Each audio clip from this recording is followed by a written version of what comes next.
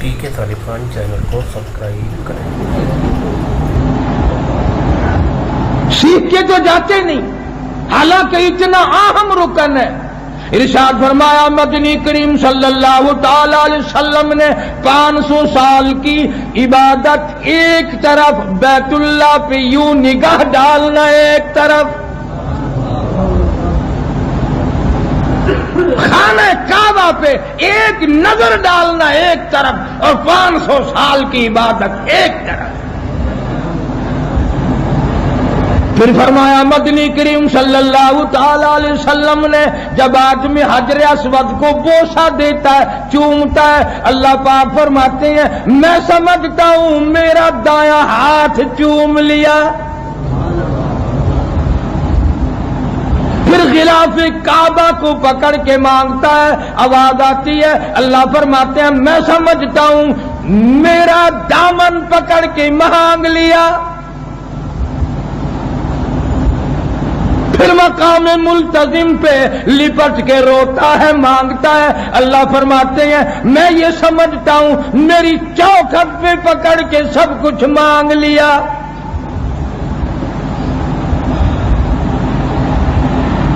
مالک بن دینار سب کا جو رحمت اللہ علیہ فرماتے ہیں کہ میں نے ایک نوجوان کو دیکھا، دوپہر کا وقت تھا، دھوپ کا وقت تھا، گرمی کا موسم تھا، سخت گرمی تھی، اتنا خوبصورت جوان تھا کہ چاند کی طرح اس کا چہرہ تھا، اور حال یہ تھا کہ گلے میں کرتا بھی نہیں، سامان کوئی نہیں۔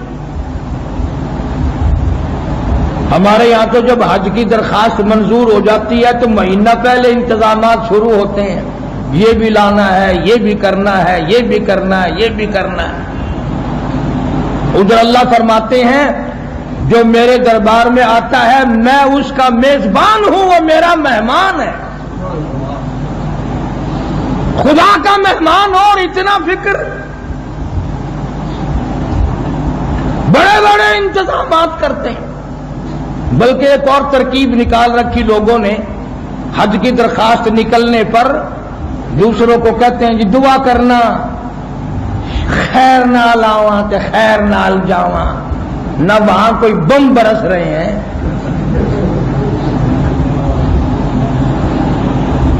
ویسے ہر وقت مدینہ مدینہ مدینہ کرتے ہیں، اور یہ کوئی دعا نہیں مانگتا یا اللہ مدینے میں میری موت آ جائے۔ کون مانگے؟ نہ کوئی مدینے کی موت مانگتا ہے، نہ کوئی شہادت کی موت مانگتا ہے۔ وہ تو ایک ہی جوان تھا جو ہر 5 نماز کے بعد یہ دعا کیا کرتا تھا، اللہم ارزقنا شہادتا فی سبیلک، الہی تیری راہ میں شہادت کی موت مانگتا ہوں۔ تم اتنے بیٹھے ہو مسجد میں، کوئی قسم کھا کے کہہ سکتا ہے کہ میں بھی 5 وقت دعا مانگتا ہوں یا اللہ شہادت کی موت عطا فرما؟ کون مانگے؟ چلو تم اپنے لیے نہیں مانگتے، فجر کی نماز میں اپنے مولویوں کے لیے مانگنا، یا اللہ ساڈا مولوی شہید ہو جاوے، چھوٹا مارے گا تیرے سر تے، آکھے گا میں تیرے گھروں کھانا ہے، تو شہید ہو جا، تیرا پیو شہید ہو جاوے، مینوں کیوں مارن نو پھردا؟ کون دعا مانگے؟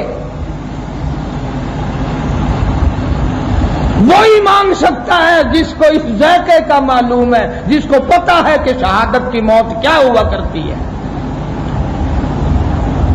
امام الانبیاء محبوب کبریا حضرت محمد مصطفیٰ صلی اللہ تعالی علیہ وسلم دعا فرمایا کرتے تھے، الہی تیری راہ میں مجھے 100 مرتبہ مارا جائے، 100 مرتبہ میرا سر اتر جائے، 100 مرتبہ زندہ کیا جاؤں۔ جناب جناب فاروق اعظم رضی اللہ تعالیٰ عنہ نے دعا مانگی، الہی مجھے شہادت کی موت عطا فرما۔ آواز آئی میرے فاروق، کسی کی شہادت کی گواہی دینے کے لیے احد کا پتھر آئے گا، کسی کی گواہی دینے کے لیے تبوک کی مٹی آئے گی، کسی کی گواہی دینے کے لیے حنین کی مٹی آئے گی، اور میرے فاروق جب تیری شہادت کی باری آئے گی، تیری گواہی دینے کے لیے میرے نبی کا مسلح آئے گا، میرے نبی کا منبر آئے گا، میرے نبی کی مسجد آئے گی، میرا قرآن آئے گا، فجر کی نماز آئے گی، سارا قرآن آئے گا، سارا مدینہ آئے گا۔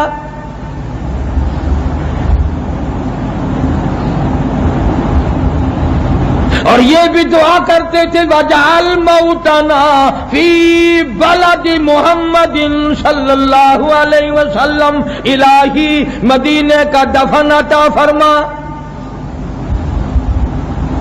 آواز آئی میرے فاروق، تجھے اپنے محبوب کی اتنا قریب جگہ دوں گا، جب اس کا دل کرے وہ تجھے دیکھ لے، جب تیرا دل کرے تو تو دیدار کر لے۔ یہ تو اتنی شان والے لوگ تھے، ایسی ایسی دعائیں مانگتے تھے۔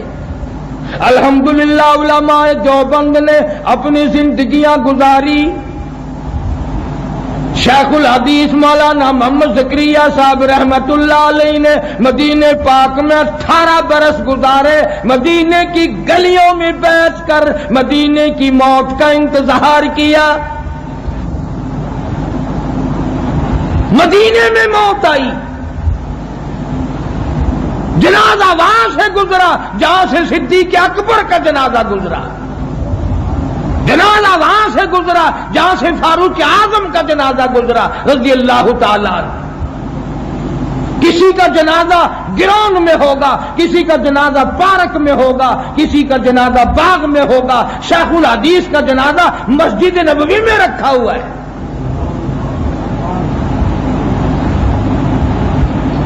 قبر وہاں کی حکومت نے بنائی۔ جب جنازے کو لے کر جنت البقیع میں پہنچے تو لوگ حیران ہو گئے یہ دیکھ کر کہ اللہ نے کتنا نوازا، کتنا کرم کیا، کتنی مہربانی فرمائی، کتنی بندہ نوازی فرمائی، کتنی بڑی عنایت فرمائی۔ اور گویا یوں آواز آئی، او زکریا تو نے ساری عمر میرے محبوب کریم صلی اللہ علیہ وسلم کی حدیث پاک پڑھائی، فضائل کی کتابیں لکھی، کروڑوں بے نمازی بن گیا، لاکھوں بے دین دیندار بن گیا، میں تجھے دنیائی میں نواز دوں۔ خاتون جنت فاطمۃ الزہرا رضی اللہ تعالی عنہا کے قدموں میں جگہ مل گئی۔ ادھر سیدہ رقیہ ہے، ادھر سیدہ ام کلثوم ہے، ادھر سیدہ فاطمۃ الزہرا ہے، ادھر نبی کی 4 بیٹیاں، درمیان میں اللہ والے کو جگہ مل گئی۔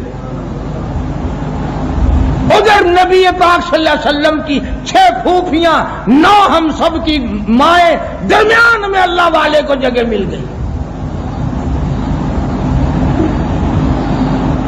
اور جنت البقیع میں چکر لگاؤ، ساری قبریں خشک نظر آئیں گی، درمیان میں ایک قبر پہ ہری ہری بیل نظر آئے گی۔ پوچھنا یہ کس کی قبر ہے؟ جواب ملے گا یہ پیغمبر کو دودھ پلانے والی مائی حلیمہ کی قبر ہے۔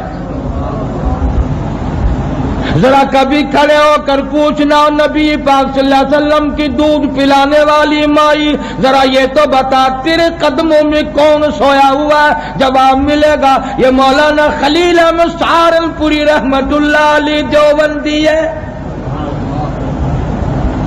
دیکھا کہاں جگہ اللہ پاک نے عطا فرمائی۔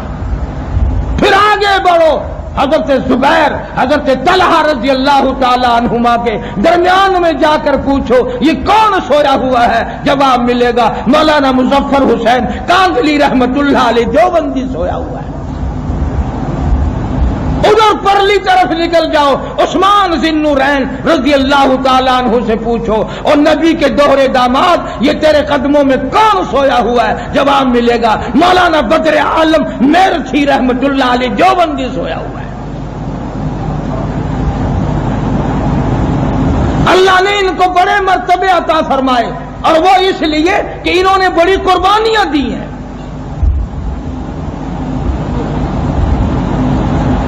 میں اس مرتبہ جب وہاں انگلینڈ گیا تو اڈمرا یونیورسٹی ہے بڑی وہاں انگلستان میں، دنیا بھر کے لوگ وہاں پڑھتے ہیں، تو مجھے بیان کے لیے وہاں یونیورسٹی میں لے گئے۔ ایک پروفیسر انگریز ٹوٹی پھوٹی اردو بولتا تھا، مجھے کہنے لگا کہ تو پہلے ہندوستانی ہے پھر پاکستان کے رہنے والا ہے، ایک بات بتا۔ میں نے کہا کیا؟ کہ یہ مولانا محمود الحسن، مولانا حسین احمد مدنی، اور یہ مولانا آزاد، اور یہ عطا اللہ شاہ بخاری، اور یہ مفتی محمود، اور یہ جتنے مولانا احمد علی لاہوری، اور یہ مولانا اشرف علی، یہ جتنے لوگ تھے، کیا یہ انسان تھے؟ کیا یہ آدمی تھے؟ اور میں نے کہا تیرا کیا خیال ہے؟ کہنے لگا میرا یہ خیال ہے کہ یہ وہ پہاڑ تھے جن کی چوٹی کوئی سر نہ کر سکا۔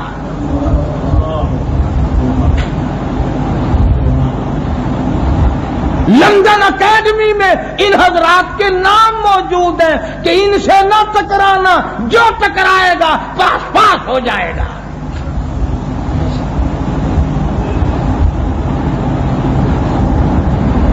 مولانا محمد قاسم صاحب نانوتوی رحمت اللہ علیہ،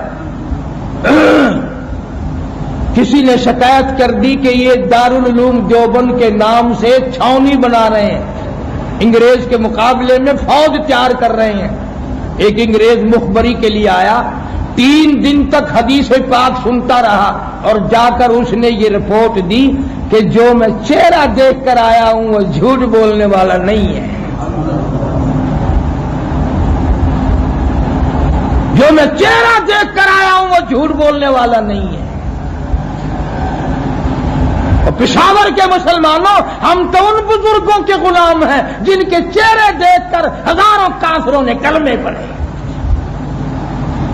علامہ انور شاہ کشمیری رحمت اللہ علیہ اسٹیشن پہ کھڑے ہیں، سہارنپور کے اسٹیشن پہ، یوں ٹکٹ مانگا، ٹکٹ کلرک ہندو ہے، وہ ٹکٹ دے کر پچھلے دروازے سے دوڑ کے آ کے کہنے لگا مولانا میں نے آپ کو ریل کا ٹکٹ۔ آگے کا بیان پارٹ 4 میں سنیں۔